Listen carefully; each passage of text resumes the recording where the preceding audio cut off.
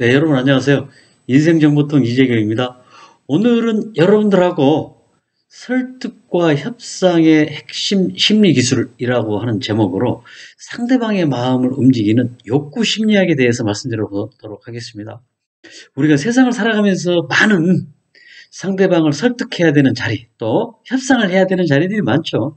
물론 뭐 가족 관계에서도 자녀들과의 어떤 설득의 자리, 또 비즈니스 상황에서의 협상의 자리, 이런 자리들이 많이 있습니다. 그랬을 때 상대방의 마음을 움직이기 위해서는 어떠한 심리적 작용들이 있을까? 그리고 효과적으로 서로가 윈윈할 수 있는 그런 목표에 도달할 수 있는 방법이 있다 그러면 어떤 방법들이 있을까 하는 얘기죠.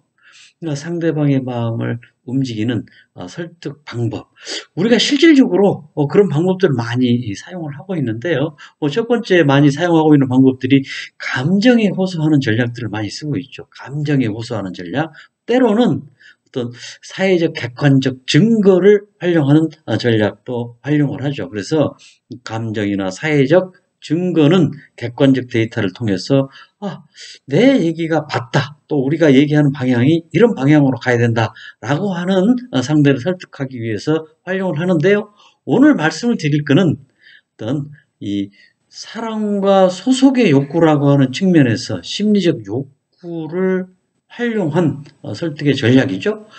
누구나 인간은 사회 구성원으로서 소속과 인정을 받기를 원하는 그런 욕구가 있습니다. 또 사랑받고자 하는 욕구가 있죠.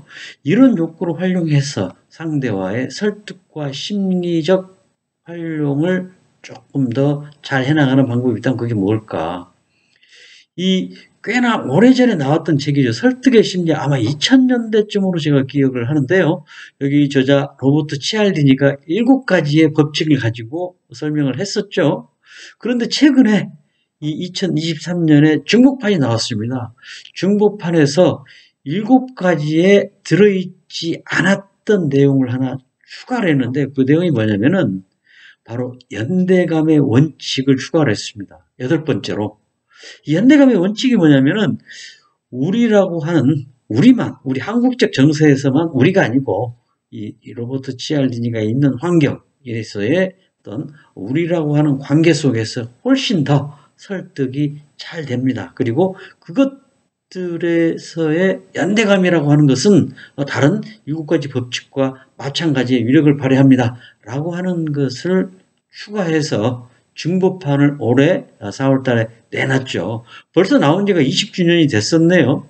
여기 핵심적인 내용이 뭐냐면은 한 번 내 것이 되면 소속과 애정의 심리가 작동해서 내 것에 대한 애착이 생긴다. 누구나 그런 심정이 있죠. 우리 가족, 우리 나라, 또 내 것, 어떤 애착이 가는 것이죠. 그래서 우리라고 하는 것이 우리가 이 심리적 설득에서 활용할 수 있는 방법이 있다면 그게 뭘까? 그것은 작은 것부터 우리로 만들어 가야 된다.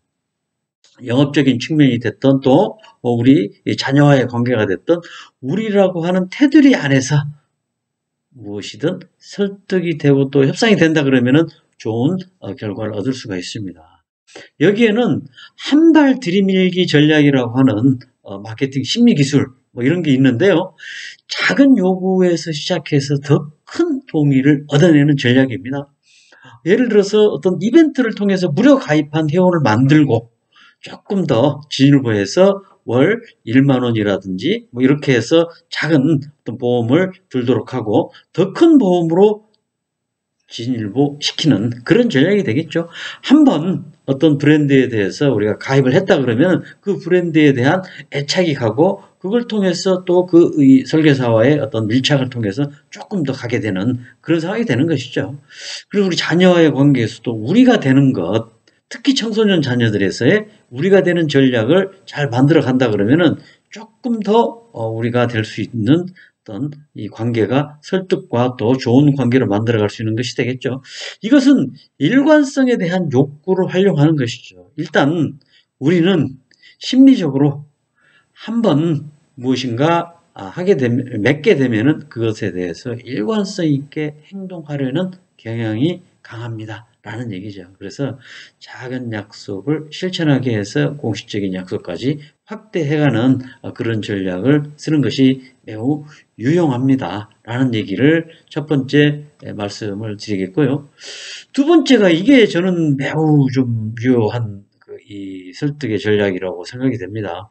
두 번째 전략은 뭐냐면 나 자신의 고민에 대해서 충고나 조언을 구하는 겁니다. 물론 뭐 아무한테나 내 자신의 어떤 그 충고나 조언을 구할 수 있는 것은 아니고 그럴 수 있는 어떤 친한 관계의 수준이 있겠죠.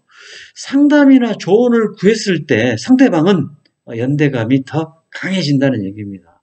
이 충고의 목적은 실질적인 목적은 물론 뭐 조언을 듣는 것도 있지만은 이 상대 충고나 조언을 해준 사람은 나의 감정을 이입을 해서 마치 우리가 하나의 편이 된 것처럼 감정이 동조가 된다라고 하는 것이죠. 그래서 이 가장 좋은 설득의 전략으로 충고를 요청하는 것은 매우 의미 있는 얘기입니다. 벤저민 플랭클린 피리침을 발명하신 분이죠. 이분이 충고를 받겠다고 우리에게 달려온 사람들이 지혜에 찬탄에 맞지 않는다. 이런 얘기를 했어요. 그래서 가장 좋은 설득의 전략은 충고를 요청해 보는 것입니다. 또 상담을 요청해 보는 것이나 조언을 요청해 보는 같은 얘기가 되겠죠. 그래서 오늘 제가 말씀드린 내용은 상대방을 마음을 움직이려면 우리 인간 누구나 갖고 있는 소속과 인정의 욕구, 또 사랑받고자 하는 욕구를 자극했을 때 설득이나 또 마음이 잘 움직일 수 있습니다. 그것은 첫 번째, 작은 것부터 우리가 되게 하는 것. 이게 이제 첫 번째 전략. 두 번째는 충고나 조언을 요청해 보는 것. 이것이 유용한 설득의 전략이 될 수 있겠다는 생각입니다. 여러분들, 항상 인생정보통 채널을 시청해 주시고, 감사드리고요. 더욱 좋은 방송으로 다시 찾아뵙도록 하겠습니다. 이상 감사합니다.